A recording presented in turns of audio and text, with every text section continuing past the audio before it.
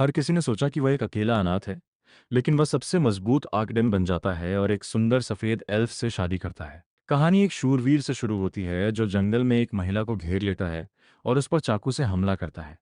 लड़की उसे थप्पड़ मारने की कोशिश करने से पहले मदद के लिए चिल्लाती है, लेकिन उसके पूर्ण सदमे और आतंक के लिए जैसे ही उसका हाथ उसके चेहरे को छूता है, उसके सिर की पूरी त्वचा उतर जाती है, जिससे नीचे लाल मांस की एक भीषण परत दिखाई देती है। शूरवीर बताता है कि वह एक जादूगर है जो उसे काटना चाहता है और अपने एक मंत्र को पूरा करने के लिए उसके सुंदर चेहरे का उपयोग करना चाहता है। जैसे ही वह उसे चाकू मारने वाला है, कोई उसके पास पीछे आता है और उसका सिर पकड़ लेता है। जादूगर सदमे में पूछता है कि वह कौन है। केवल जाखिन नाम के भूरे बालों वाले व्यक्ति के लिए वही सवाल उससे वापस पूछना। जाखिन उसे बताता है कि वह थोड़ी नींद लेने की कोशिश कर रहा था, लेकिन उसके क्षेत्र में सभी चिल्लाने से उसकी नींद खराब हो गई। जादूगर को पता चलता है कि जाखिन एक साथी जादूगर है और उसने अपने क्षेत्र में अतिक्रमण करके गड़बड़ कर दी। इसलिए वह जाखिन से यह कहकर मीठी मीठी बातें करने की कोशिश करता है कि अगर वह उसे जाने देता है तो वह अपने शोध से खोजे गए शक्तिशाली जादू टोना रहस्य को साझा करेगा। जाखिन ठंड से जवाब देता है कि उसे ऐसा कोई जादू सीखने की जरूरत नहीं है जिसके लिए लोगों को चोट पहुंचाने की आवश्यकता हो, और वह अपने हाथों में अपना सिर कुचल देता है। पूरे लड़की पर खून बहाता है जो सदमे के कारण बेहोश हो जाती है। जाखिन को तुरंत पता चलता है कि वह बहुत दूर चला गया होगा और उसने निश्चित रूप से उसे कुछ पीटीएसडी दिया है। वह अपराध स्थल को साफ करने के लिए जादू का उपयोग करता है ताकि सब कुछ सामान्य हो जाए।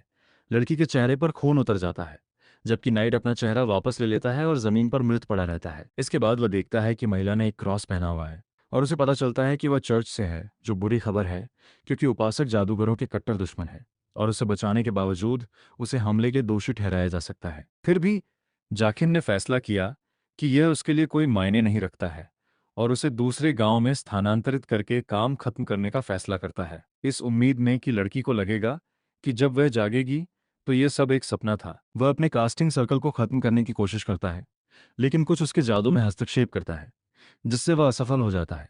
वह तुरंत मुड़ता है और देखता है कि उसके सामने बार्ब नाम का एक और बहुत शक्तिशाली जादूगर दिखाई देता है।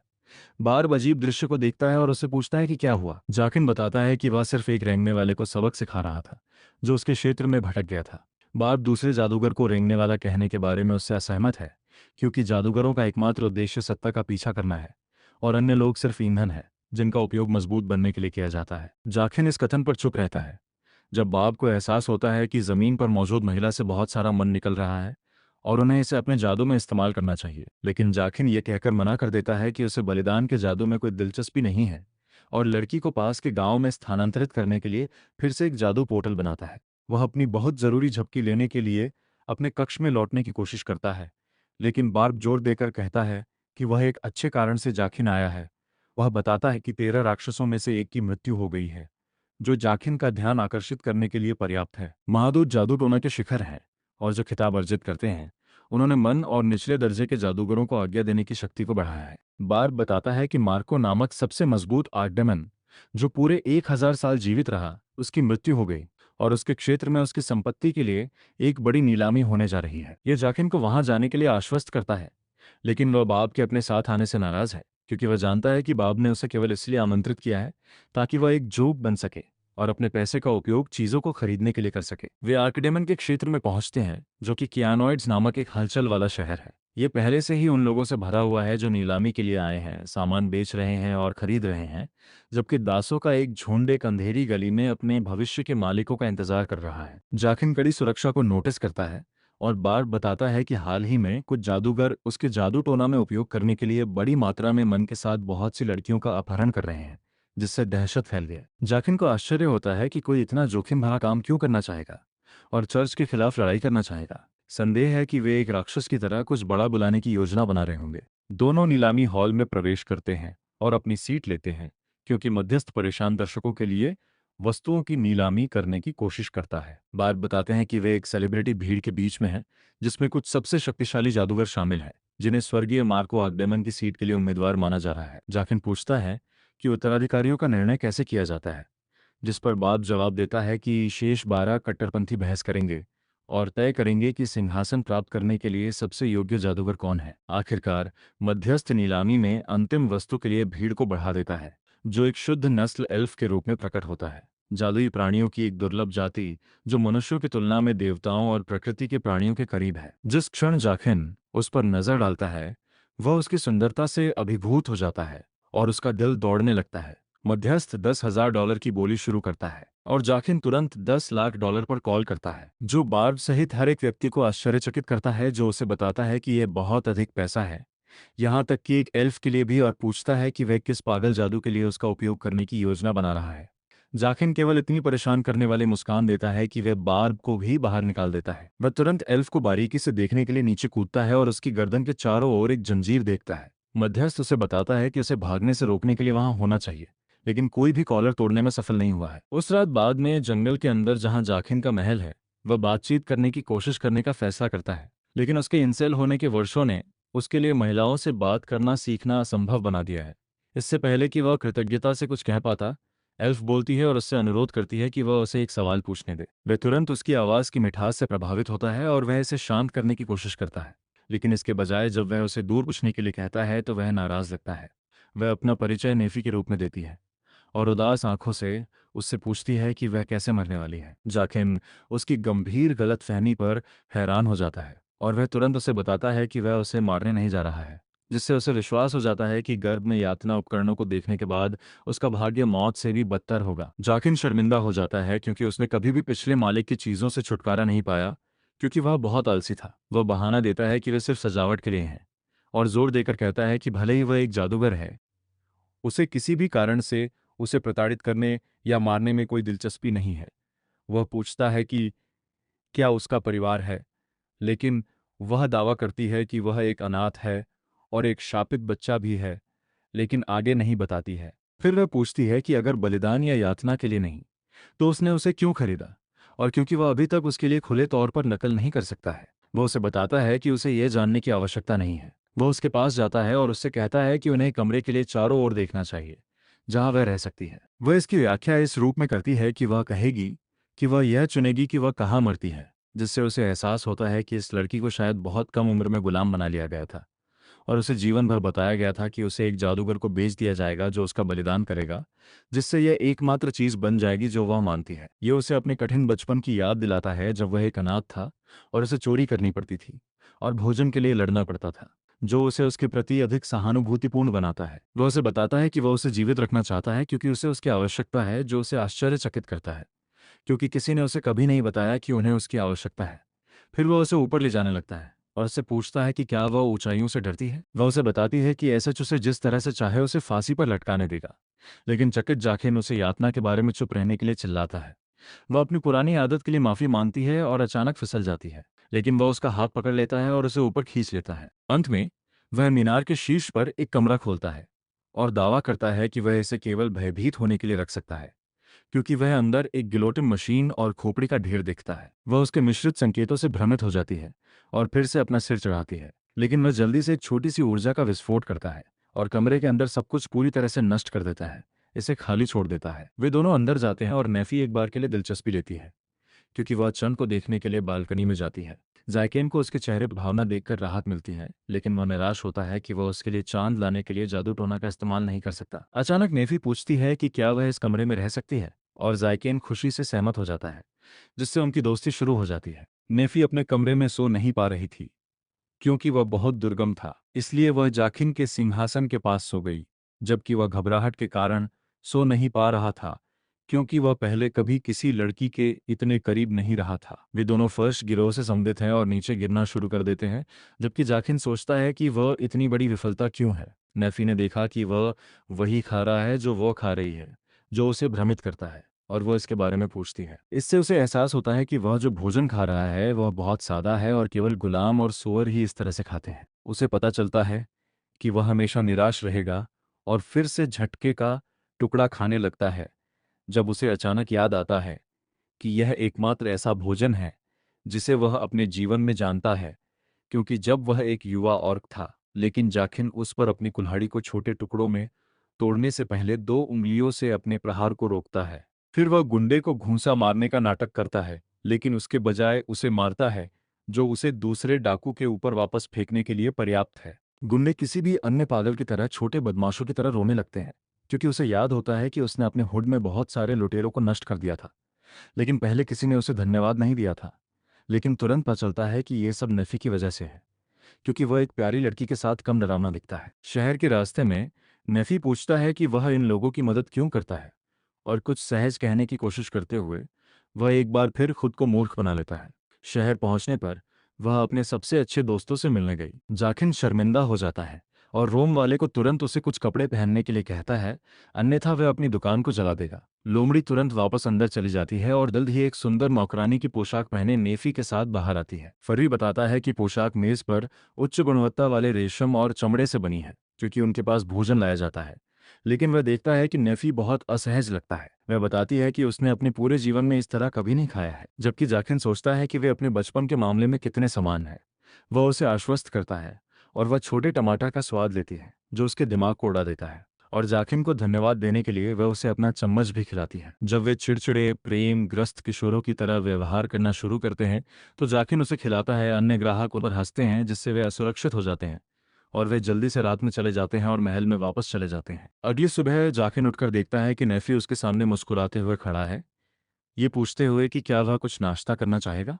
जाकिन आश्चर्यचकित लेकिन खुश होकर उठती है, ये पूछते हुए कि क्या नेफी ने वास्तव में उसके लिए भोजन बनाया है, और वह उसे बताती है कि उसने किया था और ये भोजन कक्ष में है। वह आगे चलने लगता है और अपना साहस जुटाने के बाद वह उसे सुप्रभात कहता है और सीधे भोजन कक्ष की ओर जाता है। जब वह भोजन कक्ष को देखता है तो वह दंग रह जाता है, क्योंकि यह एक परी कथा से सीधा दिखता है, क्योंकि यह एक कब्रिस्तान जैसा दिखता था। लेकिन नेफी ने इसका जीर्णोद्धार किया और इसे पूरी तरह से साफ किया। वह कुर्सी की ओर चलता है और मेज पर ताज़ा पकाई हुई रोटी का एक टुकड़ा देखता है, जो उसे आश्चर्यचकित करता है, क्योंकि उन्होंने कभी रोटी नहीं खरीदी। लेकिन नेफी जवाब देती है कि उसने उसे उसके लिए ताज़ा बना दिया था। वह पूछता है कि क्या उसने पहले ही खा लिया है, लेकिन वह अपना सिर हिलाती है। इसलिए जाकिन उसे मेज पर उसके साथ शामिल होने के लिए कहता है, लेकिन वह जवाब देती है कि उसने केवल उसके लिए खाना बनाया था, क्योंकि वह अपने लिए कुछ भी करना भूल गई थी। जाकिन उसे अपना आधा भोजन साझा करने के लिए कहता है, लेकिन देखता है कि केवल एक कुर्सी है, इसलिए वह उसे अपनी गोद में बैठने के लिए कहता है। वे दोनों शर्मिंदा हो जाते हैं, लेकिन नेफी अंत में उसकी गोद में बैठ जाता है, क्योंकि वह उसे अपने हाथों से खिलाता है, जबकि वह उसे कुछ सूप खिलाकर अनुग्रह लौटाती है, क्योंकि वह उसे बताता है कि वे अब से सभी भोजन एक साथ खा रहे होंगे। कुछ दिन बीत गए और जाकिन अपनी लाइब्रेरी की सीढ़ियों पर बैठकर किताबें पढ़ने में व्यस्त हो गया। जब नेफी अंदर आता है और पूछता है कि वह हर समय क्या पढ़ता है, तो वह उसे बताता है कि यह जादू और जादू है जो वह सीख रहा है, और एक कागज पर कुछ जादुई आकृतियों की ओर इशारा करता है। वह पूछता है कि क्या एल्वेन जादू टोना अलग है, लेकिन नेफी उदास चेहरे के साथ दावा करती है कि वह जादू टोना का उपयोग नहीं कर सकती। जाकिन को यह अजीब लगता है, क्योंकि उसके पास किसी भी सामान्य व्यक्ति की तुलना में बहुत अधिक मन है, और वह उसे बताती है कि वे एक अन्य जादू चक्र के अंदर एक पूरी तरह से अलग जादू चक्र बना सकते हैं। लेकिन ज्यादातर समय या तो वर्तनी कभी काम नहीं करेगी या वर्तनी खराब हो जाएगी, जिससे बहुत नुकसान होगा। केवल एक व्यक्ति जिसने अपने मन के नियंत्रण में पूरी तरह से महारत हासिल कर ली है, वह कुछ ऐसा बना सकता है, और ये उन्हें किसी के भी जादू के घेरे को हाईजैक करने में सक्षम बना देगा। अनिवार्य रूप से उन्हें पृथ्वी पर सबसे मजबूत जादूगर बना देगा। वह उसे बताता है कि बहुत से लोगों ने कोशिश की है, लेकिन वे सभी असफल रहे हैं, क्योंकि ये एक अविश्वसनीय रूप से कठिन कार्य है। फिर वह अपनी कुर्सी पर बैठ जाता है, जबकि नेफी उससे पूछती है कि वह अपनी अविश्वसनीय शक्तियों का क्या करने जा रहा है। जाकिम इसके बारे में सोचता है, लेकिन जवाब देता है कि वह बस कोशिश करने और जीवित रहने वाला है। वह नेफी को बताता रहता है कि जब वह छोटा था तब उसके पास पैसे या दोस्त नहीं थे जो उसकी मदद कर सके। वह वास्तव में इस दुनिया में अकेला था, जो जीवित रहने के लिए चोरी करता था। लेकिन एक दिन एक जादूगर ने उसे पकड़ लिया और बलि के रूप में इस्तेमाल करने के लिए उसे अपने तहखाने में डाल दिया। लेकिन इससे ठीक पहले कि वह बलि देने वाला था, जाखिन मेज को घुमाने में कामयाब रहा और इसके बजाय जादूगर को मार डाला। नेफी उसे दुख के साथ बताती है कि वह कभी भी इतनी मजबूत नहीं हो सकी, और जब जाखिन उसे सांत्वना देने जा रहा था तो उसे संपत्ति पर किसी घुसपैठिए का एहसास होता है, जिससे उसका मूड पूरी तरह से खराब हो जाता है। वह नेफी को अंदर रहने और रात का खाना पकाने के लिए कहता है, जबकि वह कुछ बिन बुलाए मेहमानों के साथ काम करता है। घुसपैठिए चर्च के शूरवीर निकले, जबकि महिला पलादीन अपनी पवित्र तलवार का उपयोग जाखिन के रक्षात्मक अवरोध को काटने के लिए करती है। जाकिन तुरंत एक धमाके के साथ गेट के सामने दिखाई देता है और चर्च को कचरा बात करना शुरू कर देता है, जो शूरवीरों को परेशान करता है। लेकिन पलादीन उन्हें कुछ भी करने से रोकता है। पाइप जाकिन को पता चलता है कि पलादीन किसी ऐसे व्यक्ति के समान दिखती है जिसे उसने पहले देखा है, जबकि वह देखता है कि उसके पास 12 पवित्र तलवारों में से एक है, जो अविश्वसनीय रूप से मजबूत है और चर्च की शक्ति का प्रतीक है।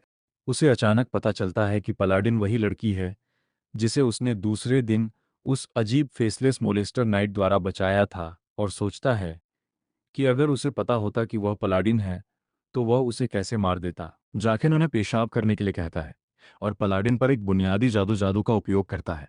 लेकिन शूरवीरों में से एक तुरंत अपनी ढाल के साथ आगे कूद जाता है और हमले को रोक देता है। जाखिन जानता है कि उसने अपनी पूरी शक्ति का उपयोग नहीं किया, लेकिन फिर भी वह शूरवीर से प्रभावित था। काले बालों वाला ढाल वाला व्यक्ति उन पर हमला करने के लिए उस पर चिल्लाता है, लेकिन जाखिन उसके चेहरे पर उसका अपमान करता है, जिससे वह नाराज हो जाता है क्योंकि वह उस पर एक बड़ी कुल्हाड़ी झूलता है। केवल जाखिन ने उसे एक जादुई मुक्का मारा, उसके कवच को तोड़ दिया और उसे उड़ा दिया। वह उन्हें तुरंत अपनी संपत्ति छोड़ने के लिए कहता है, लेकिन गोरा उसकी बात नहीं सुनता है और उस पर अपनी तलवार झुलाने की कोशिश करता है। केवल जाखिन अपनी उंगलियों से तलवार को आधा कर देता है और जैसे ही वह उस आदमी के सिर में फड़कता है, उसे बाहर फेंक देता है।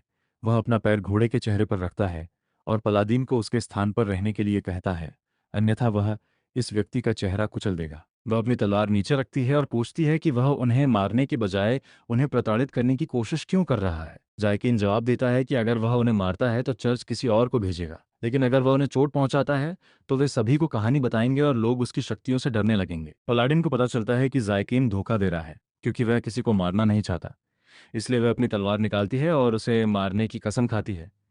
जाखिन एक जादू का घेरा बनाती है, लेकिन वह आगे बढ़ती है और अपनी ताकत से जाखिन को आश्चर्यचकित करते हुए घेरे को आधे में काट देती है। वह हमला करते हुए आगे बढ़ती रहती है, लेकिन जाखिन शांति से उसके सभी हमलों को चकमा देता है और उसे बताता है कि वह महिलाओं से नहीं लड़ता है, और इसलिए भी कि वह उसे नेफी की याद दिलाती है। वह उसे सिर्फ इसलिए दुष्ट कहती है क्योंकि वह जादू टोना करता है और सभी जादूगरों को नष्ट करने की कसम खाता है, जबकि जाखिन उसे पाखंड बताता है और दावा करता है कि वह जादूगरों को मारने के लिए अपनी शक्तियों का उपयोग कर रही है, इस बात की परवाह किए बिना कि वे निर्दोष हैं या नहीं, जो उसे दुष्ट व्यक्ति बनाता है। लड़की उत्तेजित हो जाती है और एक हमले के साथ आगे बढ़ती है, लेकिन जाखिन चकमा देता है और तलवार पर पैर रख देता है। पलादीन इसे मुक्त करने में सक्षम होता है और जाखिन पर तलवार फेंकता है, लेकिन वह इसे अपने जादू से रोकने में कामयाब हो जाता है और इसे अपने हाथों में ले लेता है। हालांकि पलाडिन बहुत मजबूत होता है और जखिन को हवा में और एक पेड़ की ओर फेंक देता है, जिससे उसके हाथों को चोट पहुंचती है। फिर वह तुरंत काम खत्म करने के लिए आगे बढ़ती है, लेकिन जाखिन हड़ताल को चकमा देता है और उसका ब्लेड पकड़ लेता है। उसके आश्चर्य के लिए वह उसे फुसफुसाया कि उसे यह नाटक करने की आवश्यकता है कि वह उसके द्वारा मारा गया है, अन्यथा चर्च उसे कभी भी शांति से नहीं रहने देगा और उसे मारने के लिए एक और मजबूत पलादीन भेजेगा। जाखिन पूछता है कि उसे पलादीन पर विश्वास क्यों करना चाहिए, और वह जवाब देती है कि उसने उसके आदमियों को नहीं मारा और पहले भी उसकी जान बचाई थी। जाखिन को पता चलता है कि अगर किसी को इसके बारे में पता चलता है तो वह एक भयानक मौत मर जाएगी। जब अचानक नेफी जाखिन की ओर भागता हुआ निकला तो वह उस पर वापस आने के लिए चिल्लाता है, लेकिन उसे बहुत देर हो चुकी होती है, क्योंकि एक शूरवीर उस पर अपना भाला फेंकता है। जाकिन तेजी से आगे बढ़ता है और समय पर उसे रास्ते से हटा देता है, जबकि भाला उसके हाथ में छुरा घोंप देता है। वह भाला निकाल लेता है जब उसे अचानक बहुत मजबूत उपस्थिति महसूस होती है। आसपास के पेड़ हिलने लगते हैं, क्योंकि नेफी अपनी आंखों में जलते गुस्से के साथ खड़ी हो जाती है और उन्हें बताती है कि वे जाखिन को चोट पहुंचाने के लिए भुगतान करेंगे। अचानक जमीन से जड़ें निकलने लगती हैं और घोड़े को हवा में उठाने से पहले पकड़ लेती हैं। जाखिन नेफी को रोकने की कोशिश की, और जब वह अंत में उससे बाहर निकलती है तो वह ये देखकर भयभीत हो जाती है कि उसने लगभग सभी शूरवीरों और पलाडिन को मार दिया था, क्योंकि वे अपनी आंखों में डर के साथ उसे देखते हैं, क्योंकि उन्हें आखिरकार देखा कि नेफी क्या करने में सक्षम था। उस रात बाद में नेफी जाखिन के हाथों पर पट्टी बांधता है, क्योंकि वह सोचता है कि कैसे पलाडिन ने नेफी को शामिल करने के लिए माफी मांगी और बाद में चला गया। फिर वह नेफी की ओर मुड़ता है और पूछता है कि उसने उसे क्यों नहीं बताया कि वह जादू का इस्तेमाल कर सकती है। वह जवाब देती है कि यह जादू नहीं था, बल्कि कुछ ऐसा था जिसे रहस्यवाद कहा जाता है। जाखिन को इसके बारे में पढ़ना याद है, लेकिन उन्होंने सोचा कि यह सिर्फ एक मिथक था, क्योंकि यह जादू के सभी नियमों की अवहेलना करता है। नेफी आगे कहती है कि वह एकमात्र एल्फ है जो इसका उपयोग कर सकती है, क्योंकि जब वह पैदा हुई थी तो वह शापित थी।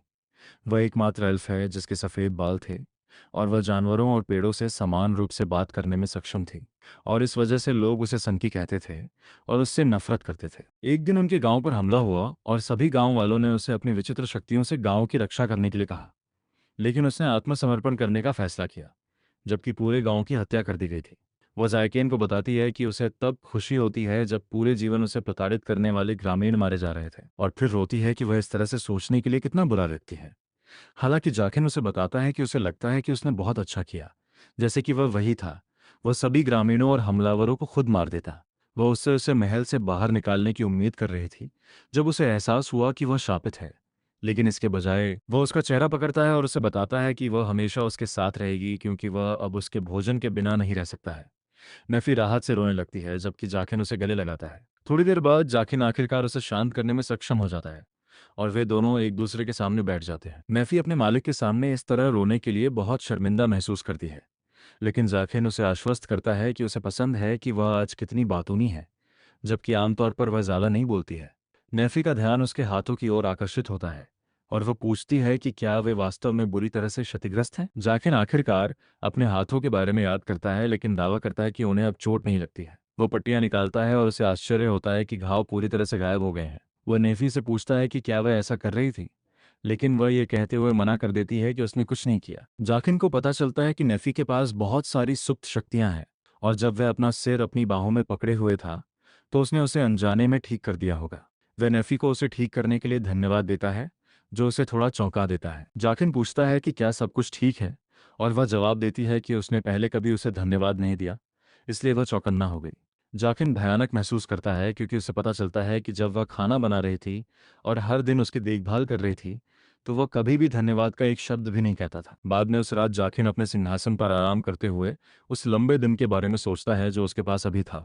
जब वह नेफी को एक स्तंभ के पीछे खड़ा देखता है, वह उसे शर्मिंदा चेहरे से देखती है और पूछती है कि क्या वो उसके साथ सोना चाहेगा। ये जाकिन को चौकन्ना कर देता है, जो ये नहीं समझता कि उसके जैसी सुंदर महिला उसे उसके साथ सोने के लिए क्यों कहेगी। वह उसके साथ पुष्टि करता है कि क्या वह जानती है कि वह क्या कह रही है। नेफी मासूमियत से जवाब देता है कि पूरे महल में केवल एक बिस्तर है और वह भी जाकिन ने उसे दिया है ताकि वह आराम से सो सके, जबकि वह पूरी रात अपने असहज सिंहासन पर रहता है और उसने सोचा कि उसके लिए बिस्तर पर सोना अधिक आरामदायक हो सकता है। जाकिन इस बारे में सोचता है कि नेफी कितनी शुद्ध है और फिर उसे बताता है कि वह पूरी रात सिंहासन पर रहता है ताकि यह सुनिश्चित किया जा सके कि बाधाएं बनी रहें और कोई भी दुश्मन उसे पकड़ने की उम्मीद में महल में घुसने की कोशिश न करे। वह जल्दी से स्थिति को समझती है और फर्श पर बैठ जाती है। उसे अपनी गोद में अपना सिर रखने के लिए कहती है ताकि कम से कम वह कुर्सी पर बैठने की तुलना में थोड़ा अधिक सहज हो सके। जाकिन को विश्वास नहीं हो रहा है कि उसे गोद में तकिया दिया जा रहा है और जानता है कि केवल एक बेवकूफ एक गोद तकिया से इनकार करेगा, इसलिए वह खुशी से स्वीकार करता है। वह पूछता है कि वह उसके साथ इतनी अच्छी क्यों है और वह जवाब देती है कि यह जानने के बाद भी कि वह शापित है। उसने उससे कहा कि वह उसे अपने साथ रखना चाहता है और अपनी रहस्यमय शक्तियों को भी स्वीकार किया, जिसके लिए वह उसे पर्याप्त धन्यवाद नहीं दे सकती। जाकिन उसे बताता है कि उसके गाल पर हाथ रखने से पहले उसे कभी भी उसे किसी भी चीज के लिए धन्यवाद देने की आवश्यकता नहीं है, क्योंकि वह पूछता है कि क्या वह जादू का ठीक से उपयोग करना सीखना चाहती है। वह दावा करता है कि आज उसने जो देखा उससे वह जानता है कि उसका अपने जादू टोना पर बहुत अधिक नियंत्रण ही है, लेकिन उसने जो मन जारी किया वह अविश्वसनीय था, विशेष रूप से यह देखते हुए कि इसका एक बड़ा हिस्सा उसके रंग के कारण कम हो गया था। वह ये वादा नहीं कर सकता कि बुनियादी जादू टोना सीखने से उसे अपनी रहस्यमय शक्तियों पर नियंत्रण पाने में मदद मिलेगी, लेकिन कम से कम वह अपना बचाव बेहतर तरीके से कर पाएगी। वह पूछती है कि क्या वह उसे मुसीबत से भी बचा पाएगी और जाकिन शांति से जवाब देता है कि उसने पहले से ही उसे आज चर्च के उन शूरवीरों से बचाया है।